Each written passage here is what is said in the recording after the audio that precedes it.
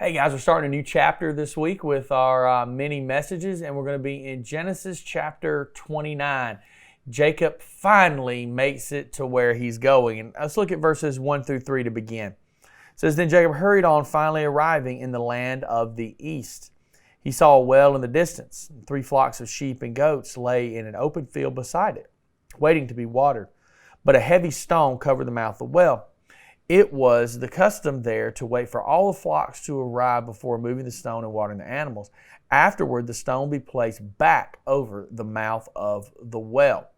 Okay, so he's traveled a long way by himself, and that had to be a scary trip. I mean, it was, I'm sure he went through some areas with difficult terrain. He went through some dangerous areas where there may have been marauders and robbers and things.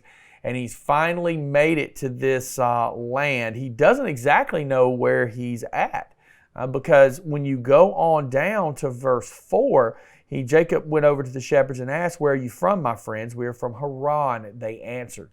So, he didn't have his GPS. So he didn't know, how far he had gone exactly.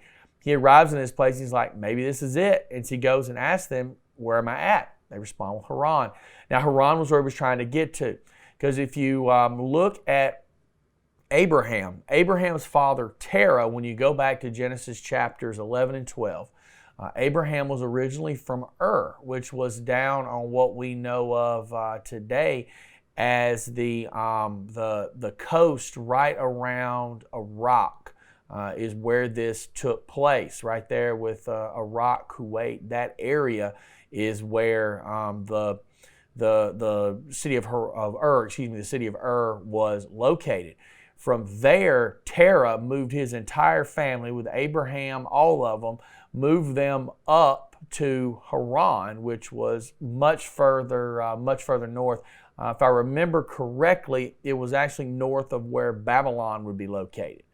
So he finally arrives there after much travel, and he asks in verse 5, he says, "Do you know a man there named Laban, the grandson of Nahor?"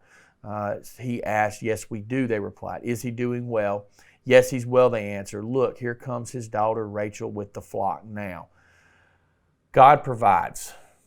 This reminds me very much of when Abraham's servant went to find Isaac's wife, Rebekah, that he found her in a very interesting manner as he just literally came upon her. God put them together, and in this same way, God brings Rachel right to Jacob. God supplied. Look, even through the sins of Jacob, Esau, Rebekah, Isaac, God is working and guiding. Man sins, and God will even use those things to guide his plan. Look, our sin is not a mystery to God. God knew what was coming, and it will not thwart God's plans. God the entire time knew he wanted Jacob to be the son of promise. He knew the entire time he wanted him to marry Rachel. He knew the entire time how this would work out.